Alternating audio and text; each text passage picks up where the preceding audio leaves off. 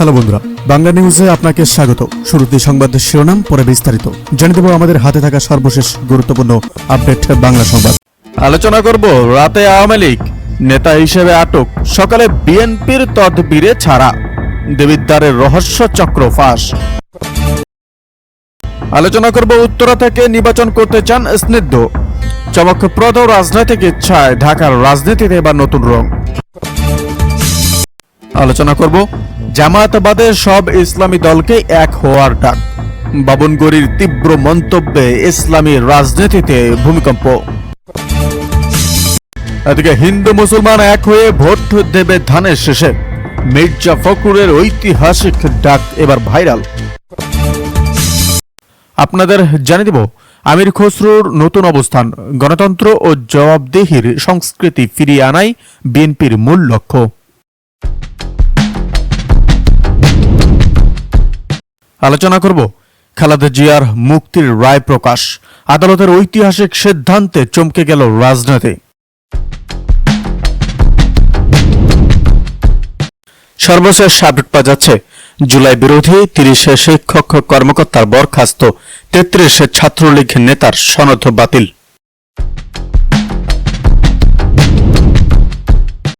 এদিকে সমস্যা সমাধান করে নির্বাচনের পথে এগোন বলেন অন্তর্বর্তী সরকারকে মির্জা ফখরুল।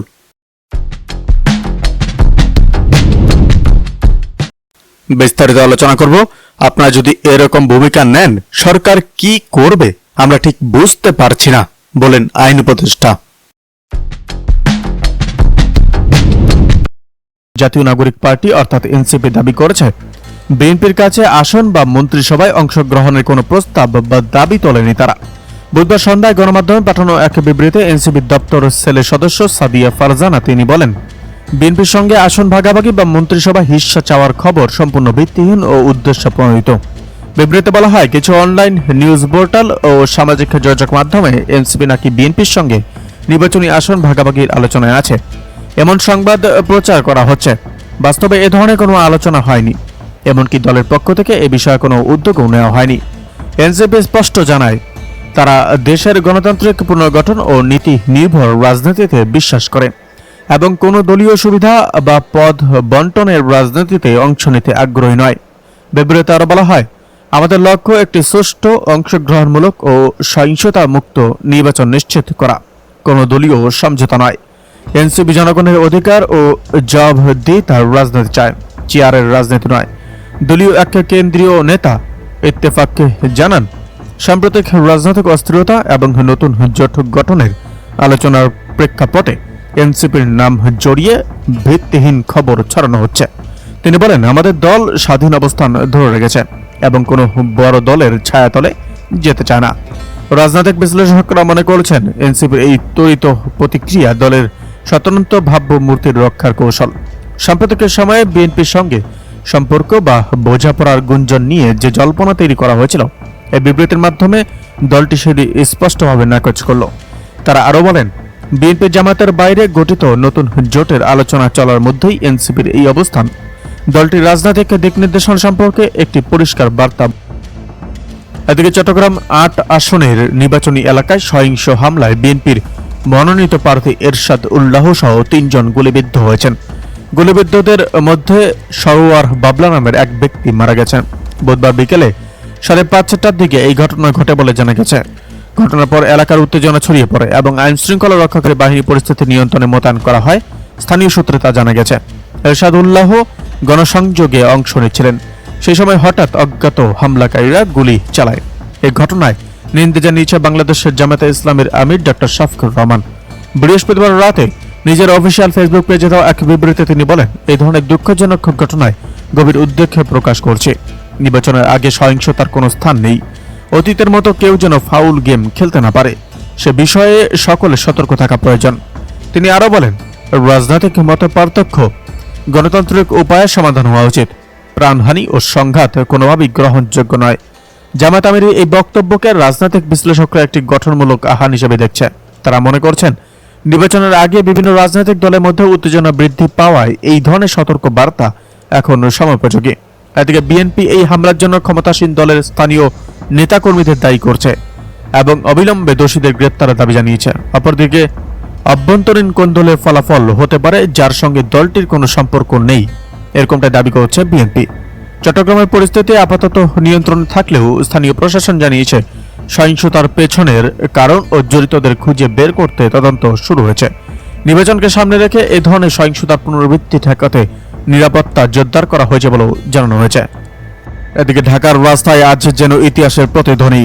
বিপ্লব ও সংহতি দিবসে বিএনপি আয়োজন করেছে বড় শোভাযাত্রা, আর সেই শোভাযাত্রা রাজধানীতে তৈরি করেছে রাজনৈতিক স্পন্দনের নতুন ঢেউ। শুক্রবার বিকেল থেকে বিএনপি নেতাকর্মীরা বিভিন্ন স্থান থেকে দলে দলে আসতে থাকেন। পতাকা, ব্যানার, স্লোগান আর মানুষের গর্জনে শহর পেয়ে যায় আলাদা এক গতি। প্রশ্নটা প্রথমেই মাথা তোলে, এত বড় সমাবেশের লক্ষ্য কি? শুধু স্মরণ, নাকি সামনের নির্বাচনকে ঘিরে শক্তির প্রদর্শন চলছে? শোভাযাত্রা যখন শুরু হয় তখন ঢাকা বিশ্ববিদ্যালয় এলাকা থেকে গুলিস্তান পর্যন্ত মানুষ দাঁড়িয়ে দেখছিল।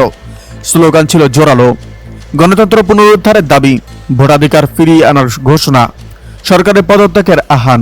সবাই মিশে যায় শোভাযাত্রা স্রোতে। নেতারা বক্তব্যে বলেন, ৭ই নভেম্বর শুধু অতীতের বিপ্লব স্মরণ নয়, এটি নতুন ঐক্যের প্রতীক। তারা দাবি করেন, এই শোভাযাত্রা দেখিয়ে দিয়েছে জনগণ পরিবর্তন চায়। এখানে দ্বিতীয় স্তরে কৌতূহল তৈরি হয়, জনসমর্থনের এই ছবি কি নির্বাচনে মাঠে কার্যকর রূপ নেবে?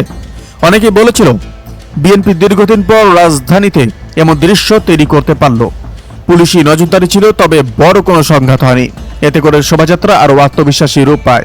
বিশ্লেষকরা মনে করছেন, এই আয়োজন শুধু শক্তি প্রদর্শন নয়, বরং নির্বাচনের আগে দলের সংহতি অবস্থার পরীক্ষাও। এখন প্রশ্ন, শোভাযাত্রার এই গতি কি 11 নভেম্বরের যজ্ঞপথ কর্মসূচির দিকে বিএনপিকে আরো জোরালো করে তুলবে? ঢাকার বাতাসে আজ যে শব্দ ভেসে উঠেছে, সেখানে ভবিষ্যৎ রাজনীতির ইঙ্গিত স্পষ্ট। এদিকে আওয়ামী লীগের কর্মসূচিগুলোতে আইন প্রয়োগকারী সংস্থাগুলো সর্বোচ্চ ও কঠোর প্রয়োগ নিশ্চিত করার নির্দেশ দেওয়া হয়েছে বলে জানিয়েছেন প্রধানমন্ত্রীর প্রেস সচিব। বুধবার বিকেলে রাজধানীতে সাংবাদিকদের সঙ্গে আলাপকালে তিনি এ তথ্য জানান। প্রেস সচিব বলেন, আওয়ামী লীগের যে কোনো কর্মসূচিতে নিরাপত্তা ও শৃঙ্খলা রক্ষায় আইন প্রয়োগকারী সংস্থাগুলোকে সর্বোচ্চ সতর্ক থাকতে বলা হয়েছে। কেউ বিশৃঙ্খলা সৃষ্টি করলে আইন অনুযায়ী তাৎক্ষণিক ব্যবস্থা নেওয়া হবে। তিনি আরো বলেন, আওয়ামী লীগ সবসময় রাজনৈতিক সহনশীলতায় বিশ্বাস করে, তবে সহনশীলতা কখনো দুর্বলতা নয়। দেশের স্থিতিশীলতা নষ্টের কোনো চেষ্টা সহ করা হবে না। প্রেস সচিব জানান, প্রধানমন্ত্রীর কার্যালয় থেকে বিভিন্ন গোয়েন্দা সংস্থা ও প্রশাসনের উচ্চ পর্যায়ের নির্দেশনা পাঠানো হয়েছে, যাতে দলীয় কর্মসূচিতে কোনো প্রকার নাশকতা, উস্কানি বা সন্ত্রাসী তৎপরতা হলে তা দ্রুত দমন করা হয়। তিনি বলেন, সরকার গণতান্ত্রিক কর্মসূচিকে স্বাগত জানায়, কিন্তু বিশৃঙ্খলা বা সহিংসতা নামে জনদুর্ভোগ সৃষ্টি করলে আইন তার নিজস্ব গতিতে চলবে। এটি আওয়ামী লীগের কর্মসূচি হোক বা অন্য কোনো দলের, আইনের প্রয়োগে কোনো ছাড় দেওয়া হবে না। রাজনৈতিক বিশ্লেষকরা বলছেন, এই বক্তব্যের মাধ্যমে সরকার একদিকে আইন শৃঙ্খলা বাহিনীকে আরও সক্রিয় হওয়ার বার্তা দিচ্ছে, অন্যদিকে বিরোধী রাজনৈতিক শক্তিকে সতর্ক করছে।